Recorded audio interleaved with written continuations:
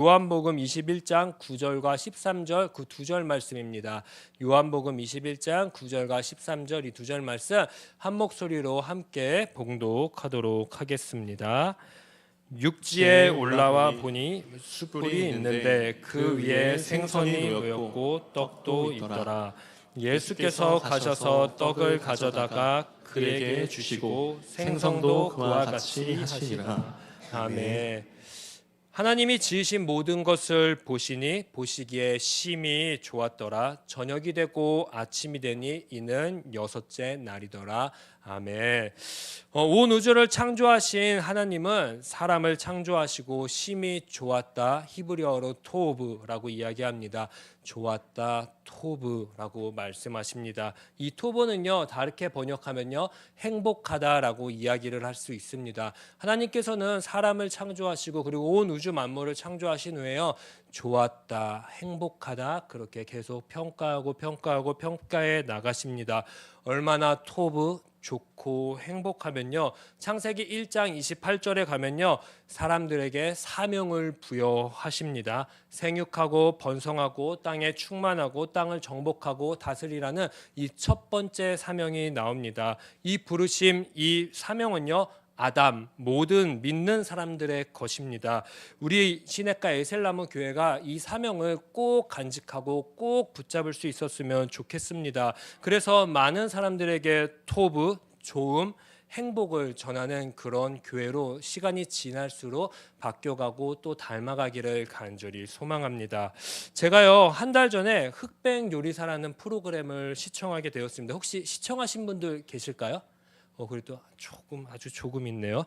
네, 제가 입맛이 그닥 막 까다롭지는 않아요. 그냥 주는 대로 엄청 음식을 잘 먹는 나름 그런 스타일입니다. 그런데요, 이 흑백 요리사를 보고 나서요, 음식점이나요, 집에서 아내가 차려준 밥을 먹을 때 하면 안 되는데 이런 습관이 이제 생기게 되었습니다. 이제 속마음으로 평가를 엄청나게 많이 합니다. 이거 간이 좀 맞았나? 이거 좀 익힘 정도가 정확하게 됐나? 이거 이분하게 익지 않았는데 막 이런 평가를 막 속으로 하게 되었어요. 이렇게 하면 될까요? 안 될까요? 절대 하면 안 되는데 주는 대로 먹어야 됩니다. 그래서 그런지요, 요한복음 21장을 제가 쭉 읽어봤습니다. 쭉 읽는데요, 다른 장면보다 오늘 9절과 13절의 말씀이 저에게는 계속 들어오는 것입니다. 9절을 보니까요, 숯불, 생선, 떡, 그 당시에는 빵이었겠죠. 이 빵이 있는 것입니다. 그리고 13절에 가니까요, 제자들에게 떡과 생선을 가지고 요리를 해주시는 예수님의 모습이 나오게 됩니다. 한번 좀 상상해 보면 좋을 것 같습니다. 예수님이 전해주시는 이 생선과 떡 요리 맛있을 것 같으세요? 맛이 없을 것 같으세요? 맛있을 것 같으세요? 네, 다행입니다. 저는요, 먼저 이 요리는 굉장히 어려운 요리다라고 먼저 좀 생각을 해보았습니다. 왜냐하면요, 예수님이 요리를 잘못했다가는요, 탈락하기 때문입니다. 이런 생각이 들었어요. 예수님 요리 잘못하면 탈락하실 수 있겠는데? 왜냐하면요, 오늘 본문을 보시면요, 생선과 빵은요, 이걸 가지고 기가 막힌 요리를 하신 것이 아니라요, 오직 이 숯 하나로 대중적이고 그리고 평범하고 몹시 까다로운 대범한 요리를 해가지고 제자들에게 먹이셨습니다. 그래서 저는 곰곰이 생각했습니다. 예수님이 이 생선과 떡을 구울 때 숯을 사용하셨는데 이분하게 구우셨을까? 제대로 잘 구우셨을까? 그리고 특별한 소스가 없었습니다. 그러면 좀 간은 좀 잘 맞은 생선일까 빵일까? 마지막으로 숯을 사용했으니까 이 생선에는 고루고루 이 훈향이 잘 배겼을까? 이런 생각을 막 했습니다.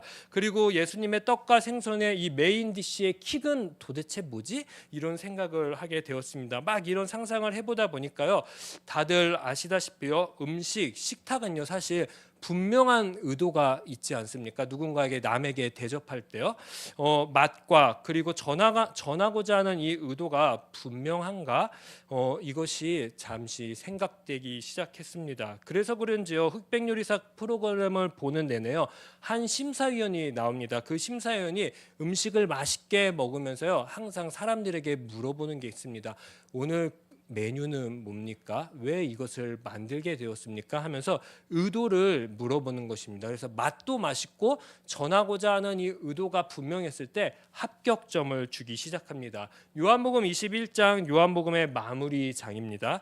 마지막에 갈릴리에서 떡과 생선을 가지고 아주 과감한 요리를 하신 예수님, 맛도 많이지만 분명한 의도가 있어야지, 그리고 있었으니까 이 21장에 떡하니 들어오지 않았을까 하는 생각을 가져봅니다. 왜냐하면 25절을 보게 되면요, 21장의 이 수많은 내용 말고도 25절을 보게 되면 예수님이 행하신 기적, 예수님이 행하신 일은 엄청 많이 있다라고 이야기를 합니다. 이 많은 것을 다 기록할 수가 없었나 봅니다. 그러니 중요한 사건, 꼭 들어가야 되는 사건만 이 요한복음에 들어갔겠죠. 그것처럼 예수님의 오늘 이 말씀은요, 익힘 정도가, 간 정도가, 훈연 향이, 그리고 이 메인 디시가 전하고자 하는 정확한 킥이, 이 의도가 모든 게 담겨 있다라고 저는 생각해 보았습니다.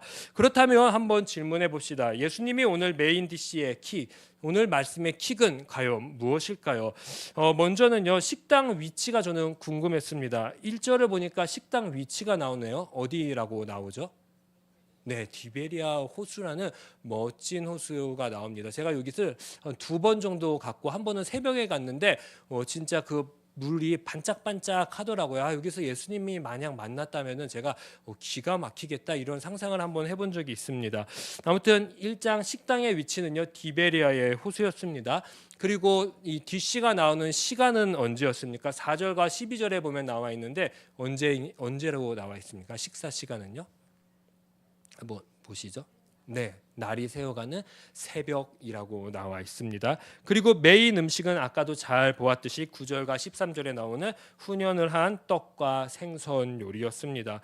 예수님은 위치, 시간, 음식을 통해서요, 오늘 만난 제자들에게 옛 추억을 떠오르게 하고 싶었던 것 같아 보입니다. 한번 첫 번째로 보면요, 디베리아 호수, 이 갈릴리 호수는요 어디입니까?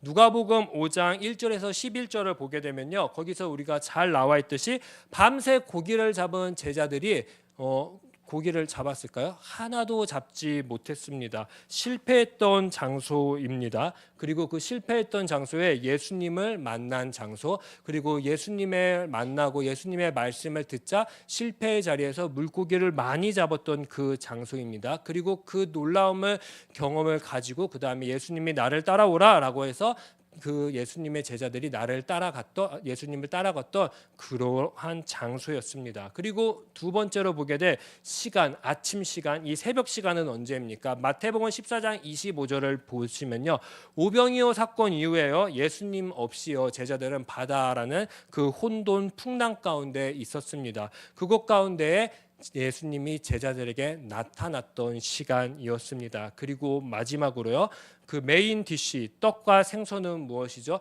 요한복음에서 유일하게 떡과 이 생선, 물고기를 다룬 이야기가 한 번 나옵니다. 어디일까요? 요한복음 6장에 나오는데요, 오병이어 사건입니다. 이 오병이어의 사건을 통해서 예수님이 나는 누구이다라고 밝히시는데, 나는 생명의 떡이다라고 밝히십니다. 그렇게 떡과 물고기를 가지고 예수님이 누구인지, 무엇하러 왔는지 알려주는 그러한 음식이 바로 떡과 물고기였습니다. 예수님은 장소, 시간, 음식으로 분명한 의도를 지금 읽는 독자에게 그리고 제자들에게 전해주고 있습니다. 첫 번째로는 제자들은 끝이라는 시간, 그 끝이라는, 예수님이 이제 죽고 아무것도 없는 그 끝이라는 시간 가운데 갈릴리라는 곳으로 갔습니다.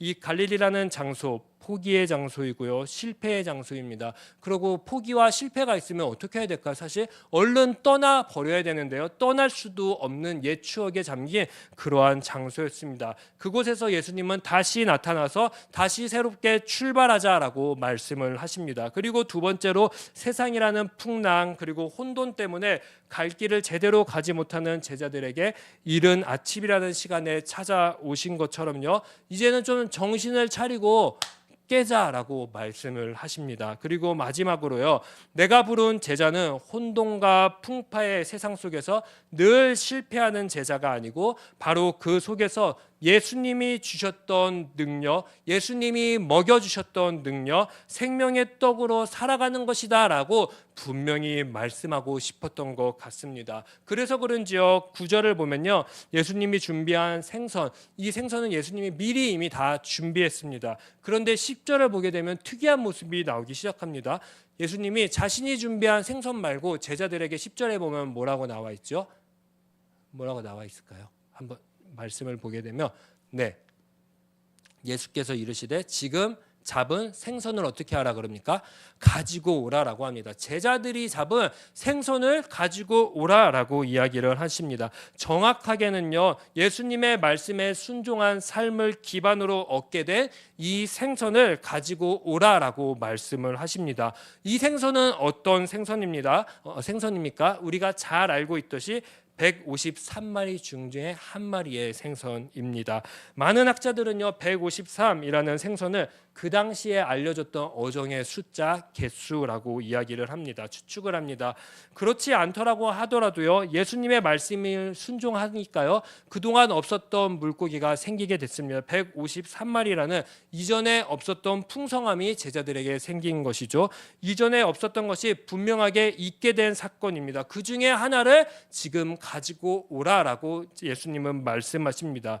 예수님은 이 생선을 제자들에게 더 요구하셨다라는 것입니다. 자기가 이미 준비했는데도 불구하고 제자들이 잡은 생선을 가지고 오라라고 하십니다. 왜 그러셨을까요?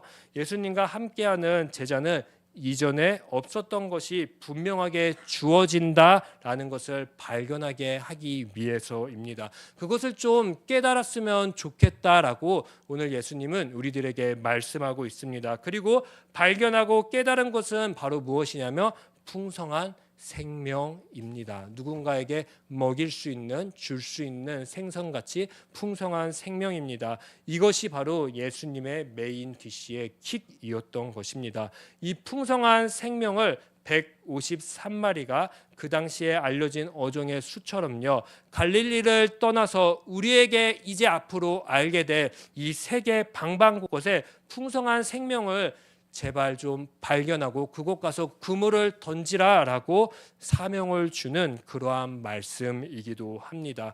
갈릴리에 머무는 혼돈과 풍파에 머무는 제자들에게 나타나셔서요, 떡과 물고기라는 메인 요리를 해주셨던 이유가 바로 이와 같은 것입니다. 그런데요, 여기서 또 심각한 문제가 발생하기 시작합니다. 예수님은 이렇게 차려주고 옛 기억, 의도대로 다 알려주셨는데요, 이런 예수님의 의도와 다르게 제자들은요, 그리고 그 당시의 교회들은요, 좀 다른 모습으로 살았던 것 같아요. 복음을 전하러 나아가는 것이 아니라 다른 모습. 21장을 좀 잘 읽어보게 되면요, 대표적인 사람 두 사람이 나옵니다. 예수님의 제자입니다. 첫 번째로는 주님이 사랑한 제자 한 명이 나옵니다. 그리고 또 한 명은 또 베드로라는 제자가 나오기 시작합니다. 이 둘은요, 읽는 내내 이러한 모습을 보이게 됩니다. 어쩌면 둘이 라이벌 관계가 아닌가라는 싶을 정도의 그 느낌을 받게 됩니다. 21장 내내 계속 주님이 사랑하는 제자와 그리고 베드로는 티격티격 말다툼을 하는 모습이 나옵니다.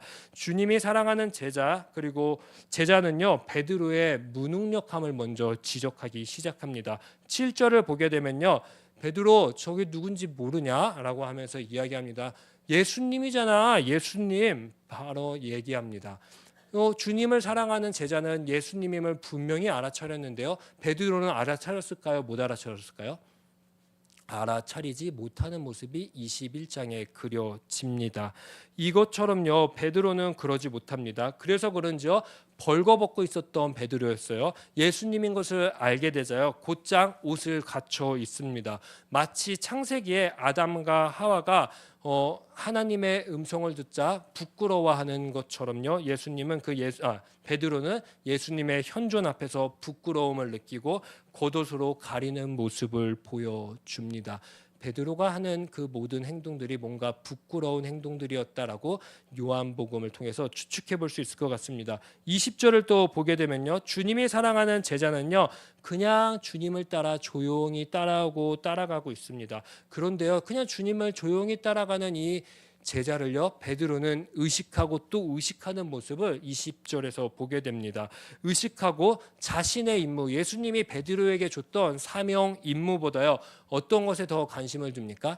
옆에 지금 따라오고 있는 주님이 사랑하는 제자에게 관심을 둡니다.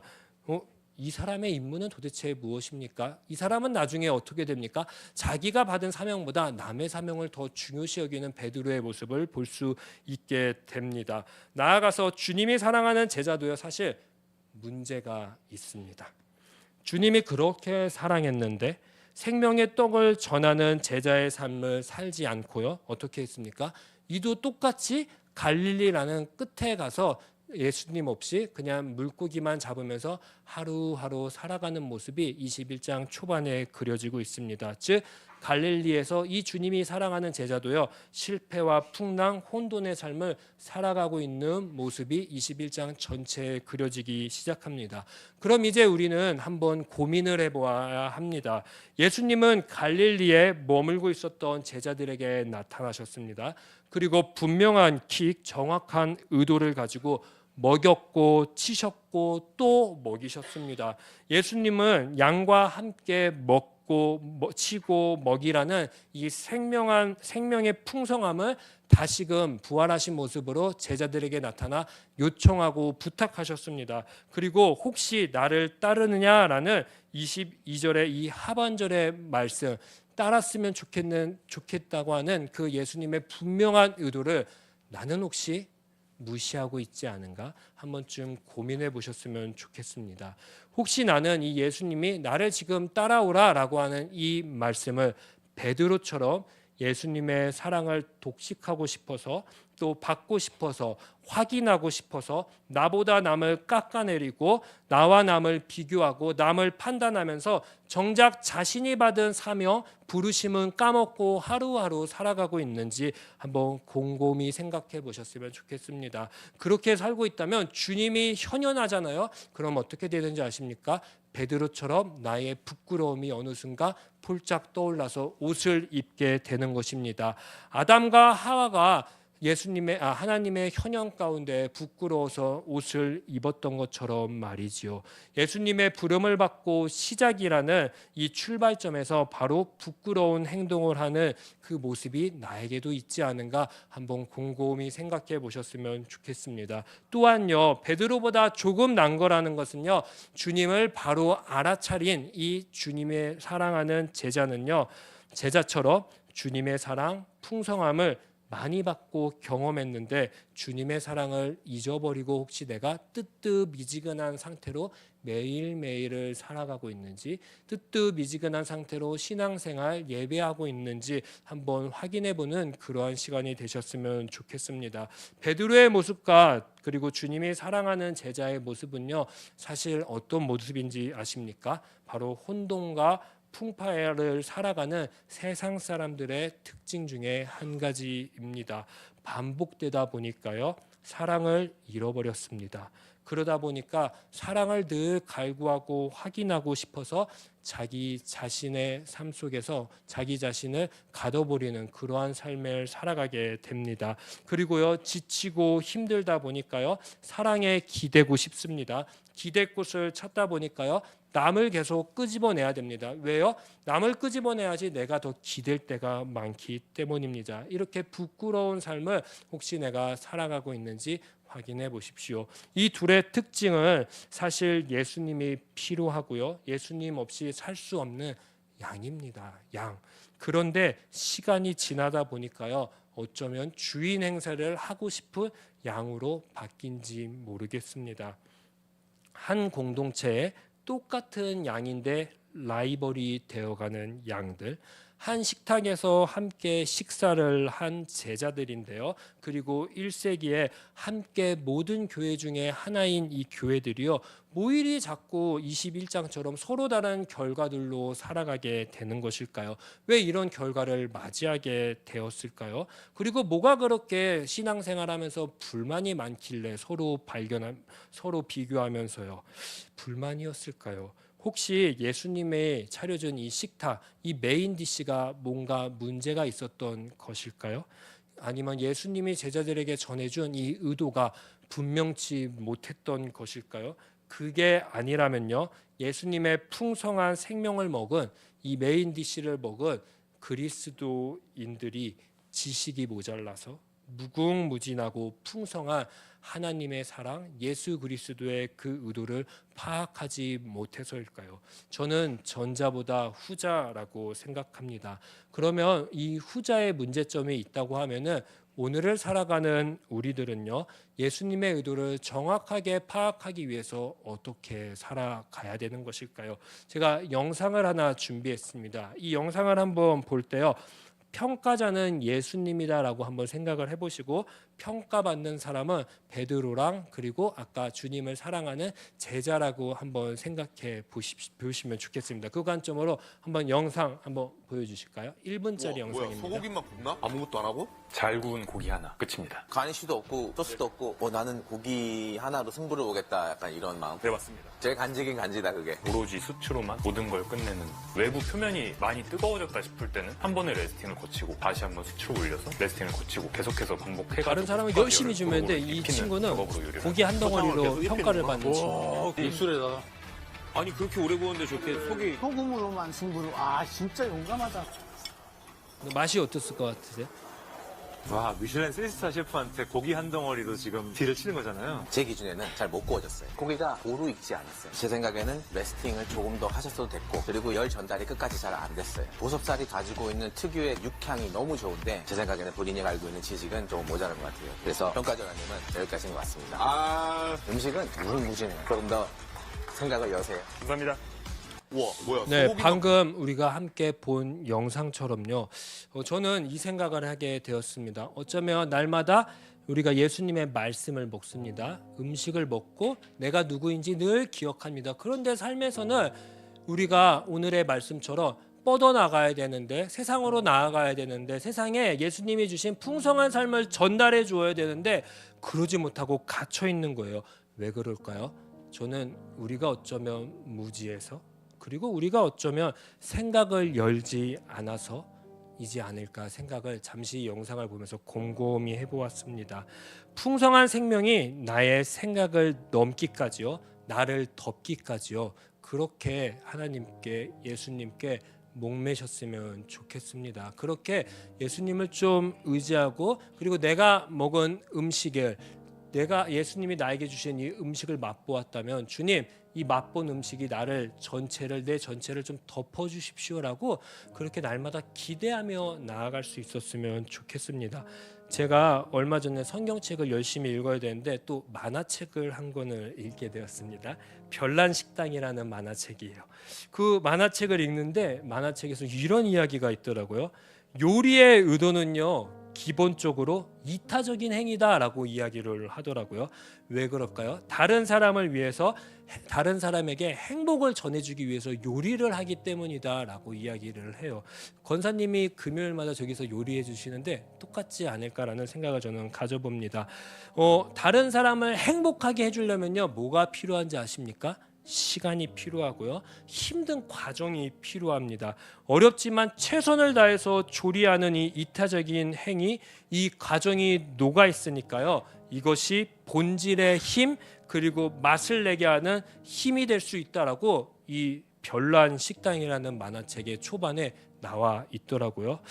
예수님이 우리에게 차려준 식탁, 이유가 분명하죠.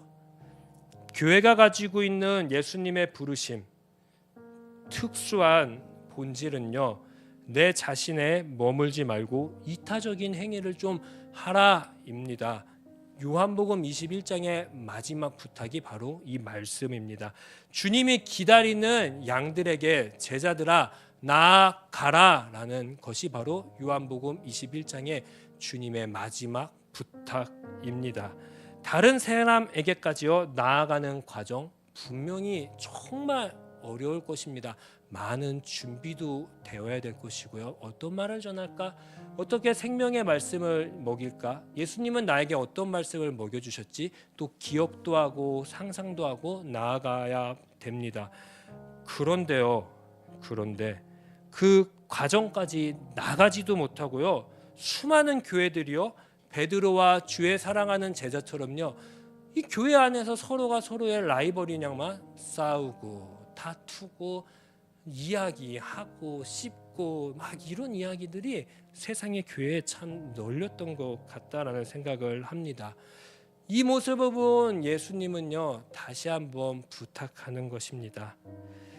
이 어려운 가정을 좀 잘 준비하고 제발 예수님이 맛본 준비해준 이 생선과 떡 생명의 말씀을 좀 기억하는 교회 되면 좋겠다라고 부탁하는 것입니다. 막힌 이유가 과연 무엇일까요? 세상까지 나아가야 되는데 막힌 이유.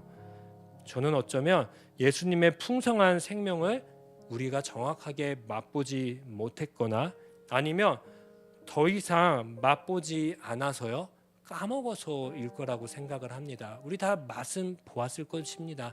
그런데 까먹었던 것 같아요. 시간이 지나다 보니 베드로처럼 주의 사랑하는 제자처럼 나만 집중하는 거예요. 남보다. 우리는 매일 시작하는 교회입니다. 언제든 맛볼 수 있는 그런 교회라고 저는 생각합니다. 그래서 그런지요, 예수님의 부르심을 따라 나에게 공급하신 그 풍성한 생명을 가지고요, 이 생명을 또 먹고요, 입을 싹 닦는 교회가 아니라요, 주님 잘 먹었습니다. 오늘도 생명의 빵을 주셔서 감사합니다. 이 풍성한 생명, 나는 받을 수 없는 이 생명을 감히 저에게 허락해 주셔서 감사합니다. 제가 이거 잘 먹었으니까요, 그냥 꿀꺽하는 게 아니라 오늘 주님의 말씀처럼 누군가에게 먹이고 치고 먹이겠습니다 라고 이야기를 했으면 좋겠습니다. 나를 통해 풍성한 생명이 내 주변으로 전해질 수 있었으면 좋겠습니다. 제가 축복했던 창세기의 말씀처럼요, 주님은요 세상을 창조하고 말씀하시지 않으셨습니까? 토부, 행복하다, 참 아름답다 라고요. 그리고 사명을 주었고요, 그 사명의 말씀대로 살아가며 토부, 아름다워질 거고 또 행복해질 거라라고 이야기를 하십니다. 그 사명 그냥 간직하지 말으십시오. 이 사명을 온 세상에, 나의 주변에, 내가 속해 있는 수많은 곳에 전하겠다고 다짐하는 저와 우리들 되셨으면 좋겠습니다. 우리 이 시간 함께요, 하나님의 부르심이라는 찬양, 말씀을 기억하면서 이 부르심의 찬양을 함께 곰곰이 묵상하면서 찬양하면 좋겠습니다.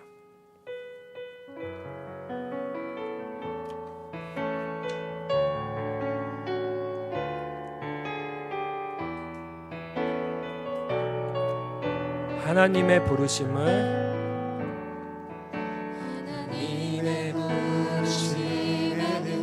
후회하심이 없네.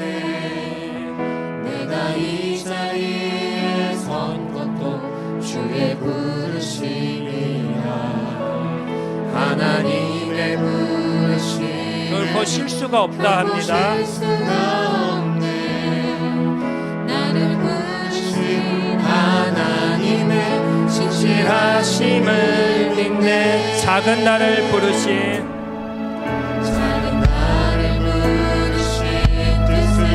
나는 알 수 없지만 우리는 감사와 순종으로 나아가야 합니다. 순종으로 주의 길을 다니라. 때론 연약해질 수 있습니다. 베드로와 주의 사랑하는 제자처럼요. 주님 날 부르시니 주의 놀라운 그 계획을 나는 믿으며 살리. 날 부르신 내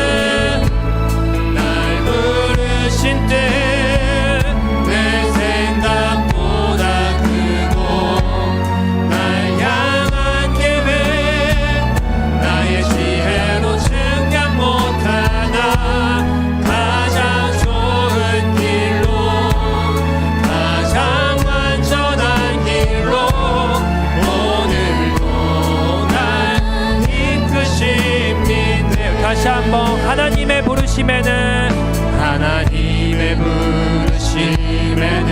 후회하심이 없네.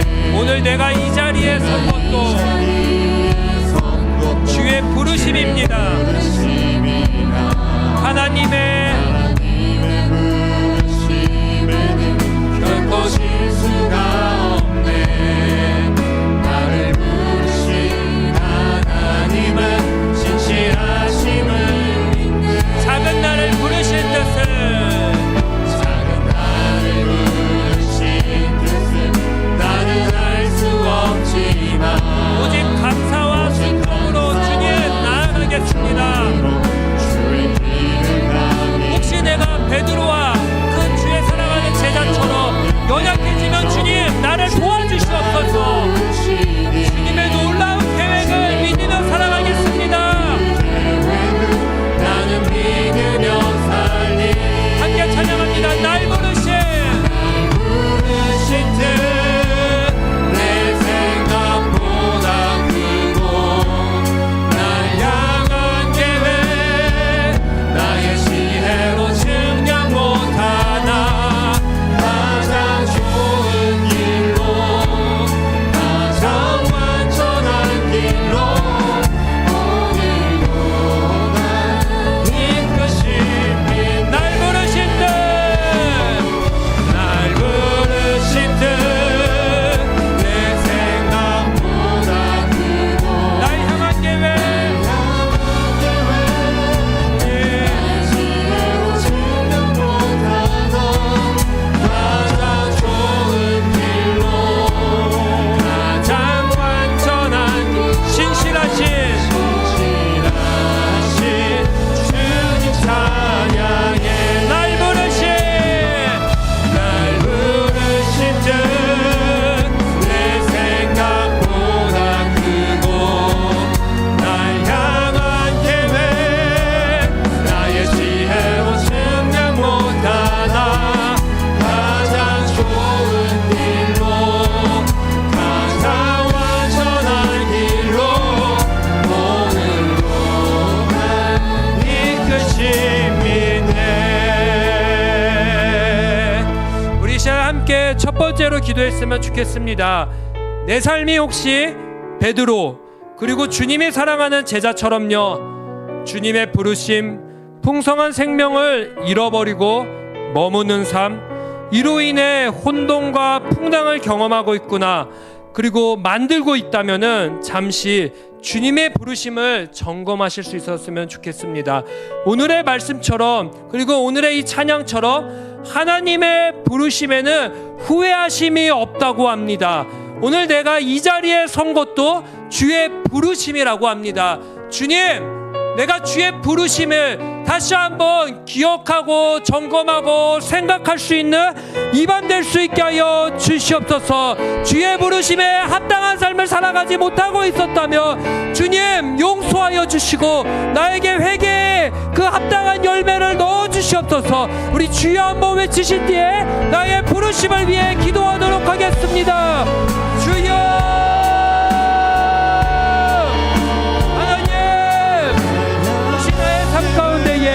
주님은 나를 부르시고 주님은 나를 아버지 오늘 찾고 계시는데 주님의 부르심에 합당한 삶을 살아가지 못하고 있다면 주님 이 시간 회개합니다. 혹시 나의 삶 가운데에 베드로처럼 늘 사랑받고 싶고 늘 인정받고 싶고 늘 누군가에게 화분하고 싶고 인간적인 세상적인 욕구와 욕망이 있다면 하나님 그것을 제하여 주셨어서 그런 욕구와 욕망이 있을 수는 있습니다. 그런데 그걸 가지고 남과 비교하고 남을 깎아내리고 남을 힘들게 하는 모습이 있다면 주님 나는 부르심에 합당한 삶을 살아가고 있지 못하는 것입니다. 주님의 부르심은 풍성한 생명을 나누어주는 삶인데 그 풍성한 생명을 통해 행복한 삶을 누리는 것인데 그 삶을 살아가지 못하게 막고 있는 것입니다. 그렇게 막고 있는 것이 있다면 주님 용서하여 주시옵소서. 주님 나를 불쌍히 여겨주시옵소서. 혹시 주님 아버지여 내가 또 주의 사랑하는 제자처럼 주님의 사랑을 알고 있다 주님의 사랑을 많이 받았다 그렇게 착각하고 교만한 삶을 살아보고 있다면 주님 나의 삶이 그 착각과 교만 가운데에서 벗어날 수 있게 하여 주시옵소서. 그리고 날마다 주의 사랑을 갈구하는 자 주의 사랑을 붙잡는 자 주의 사랑을 확인하기 위해서 주님의 풍성한 삶으로 늘 나아가는 자가 될 수 있게 아버지 도와주시고 역사하여 주시옵소서. 주님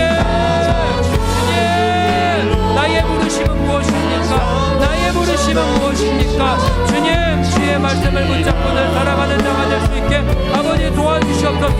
거룩한 하나님의 그 말씀 앞에 나아가는 자가 될 수 있게 아버지 도와주시옵소서. 주님 도와주시옵소서. 거룩한 하나님의 주님의 말씀을 바라보고 나아가는 자가 될 수 있게 하여 주시옵소서.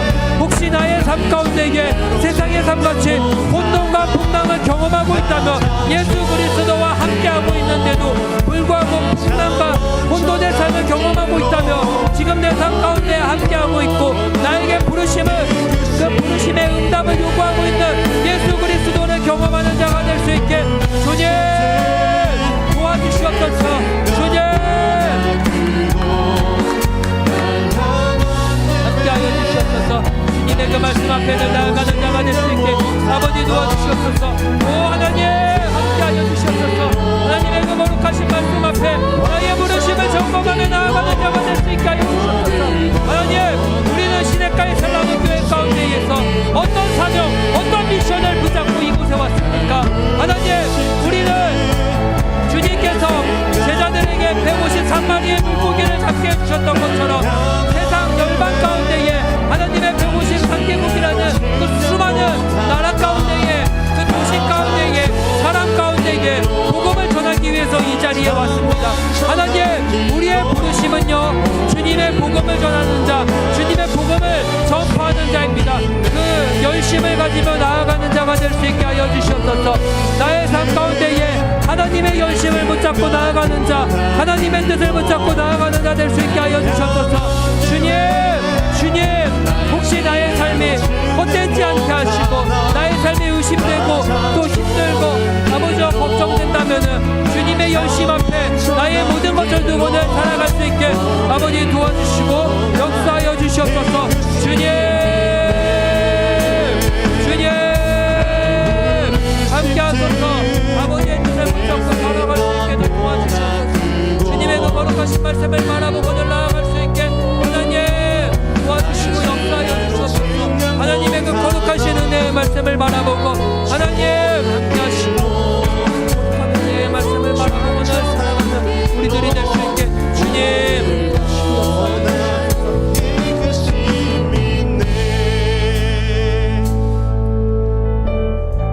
우리 시간 두 번째로 함께 기도하도록 하겠습니다. 우리 기도할 때에 주님의 부르심, 주님의 풍성한 생명을 내가 오늘 살아가고 또 전해야 되는 곳은 어디입니까? 그 대상을 위해서 기도할 수 있었으면 좋겠습니다. 그리고 동시에 날마다 풍성한 생명을 주님 공급받는 주의 백성 되고 싶습니다. 주님께 풍성한 생명을 공급받아야지 풍성한 생명을 살아낼 수 있고 전할 수 있습니다. 주님 나에게 이 사명을 날마다 반복하고 이 사명을 살아갈 수 있게 하여 주시옵소서라고 우리 주여 한번 외치신 뒤에 풍성한 생명을 전하는 곳에 전해야 되는 사람의 이름을 불러가며 함께 합심해서 기도하도록 하겠습니다. 주여 하나님 교회의 사명은 주님 오늘의 이 기도 말씀처럼요 하나님의 그 뜻을 붙잡고 살아가는 것입니다. 하나님의 그 말씀을 먹었다며 하나님의 그 생명을 붙잡고 살았다면요 하나님 우리들의 삶 가운데에 이제는 나아가야 됩니다. 머무르는 자가 아니라 갈릴리라는 그 끝에 머무르는 자가 아니라 갈릴리가 시작이 되어서 주님의 그 복음의 말씀을 붙잡고 늘 살아가는 우리들이 될 수 있게 주님 도와주시고 역사하여 주시옵소서. 하나님 우리 이 시간에 주님의 부르심에 합당한 삶 그리고 풍성한 생명을 살아가는 곳을 위해서 전해야 되는 곳을 위해서 기도합니다. 하나님 알려주시옵소서. 주님 우리가 전해야 되는 곳이 어디입니까? 하나님의 그 말씀을 붙잡고 나아가야 되는 곳은 어디입니까? 주님 도와주시고 역사하여 주시옵소서. 하나님 우리들의 삶 가운데에 주님 우리들의 눈물의 기도를 뿌려야 되는 곳이 어디입니까? 하나님 도와주시고 역사하여 주시옵소서. 하나님 우리들의 삶 가운데에 복음을 전해야 되는 것 막히지 않고 하나님의 말씀을 전해야 되고 하나님의 풍성한 삶을 살아가야 되는 곳이 어디입니까? 그곳을 알려주시옵소서. 그것을 기억하게 하여 주시옵소서. 그곳으로 나아가는 자가 될 수 있게 하여 주시옵소서. 날마다 하나님께서 주신 말씀을 먹고 그 말씀을 가지고 나도 이타적인 삶을 살아가는 자가 될 수 있게 하나님의 뜻을 전하는 삶을 살아갈 수 있게 아버지 도와주시옵소서. 주님 아버지 함께 하소서.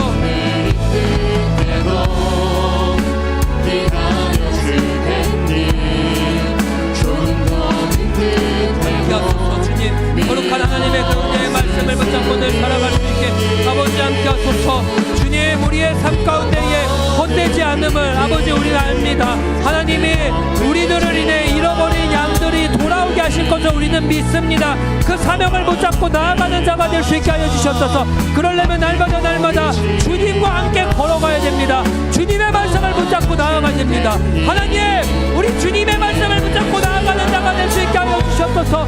하나님의 말씀 말고 다른 것 붙잡지 않게 하여 주시옵소서.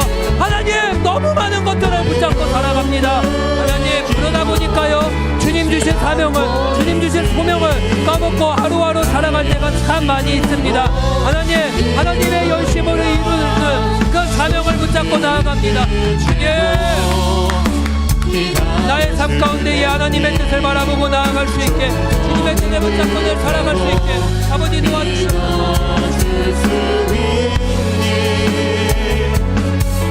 네가 가는 그 길 절대 헛되지 않으니 나와 함께 가자. 앞이 보이지 않아도 나아가 주겠니. 이해되지 않아도 살아내 주겠니. 너의 눈물의 기도 잊지 않고 있으니 나의 열심으로 이루리라. 조금 느린 듯해도 기다려 주겠니. 조금 더인 듯해도 믿어줄 수 있니. 네가 가는 그 길 절대 헛되지 않으니 나와 함께 가자. 앞이 보이지 않아도 나아가 주겠니. 이해되지 않아도 살아내 주겠니. 너의 눈물의 기도 잊지 않고 있으니 나의 열심으로 이루리라. 주님 우리들의 삶 가운데 찾아와 주시옵소서. 우리들의 삶 가운데 함께하여 주시옵소서. 우리들의 삶 가운데에 주의 그 풍성한 삶을 맛보게 하여 주시옵소서. 그 삶을 잃어버렸다면 하나님 그 삶을 기억할 수 있는 주님이 차려주시는 식사를 음식을 매일매일 맛보는 자 되게 하여 주시옵소서. 그래서 주의 그 풍성한 사랑에 힘입어 풍성한 생명에 힘입어 주님이 나아가라고 하는 데까지 주님이 부르신 데까지 나아가는 우리들 될 수 있게 하여 주시옵소서. 그렇게 우리를 사용해 주시옵소서. 주님 우리와 함께 하여 주시옵소서. 감사하며 이 모든 말씀 예수님의 이름으로 기도합니다. 아멘. 우리 이 시간 마지막으로 함께 한 목소리로 기도했으면 좋겠습니다. 우리 시냇가 에셀나무 교회가요 시작을 알리는 교회, 오늘의 말씀처럼 그리고 우리의 찬양처럼 부르심과 사명을 날마다 감당하는 교회, 그래서 이 지역 가운데에 행복을 전하는 행복한 교회 되게 해달라고 우리 교회를 위해서요 그리고 각자의 삶을 위해서 이 시간 주여 한번 외치신 뒤에 합심해서 우리 뜨겁게 기도하도록 하겠습니다. 주여! 하나님 우리 대학동 가운데에 시냇가 에셀나무 교회를 세워주셨습니다.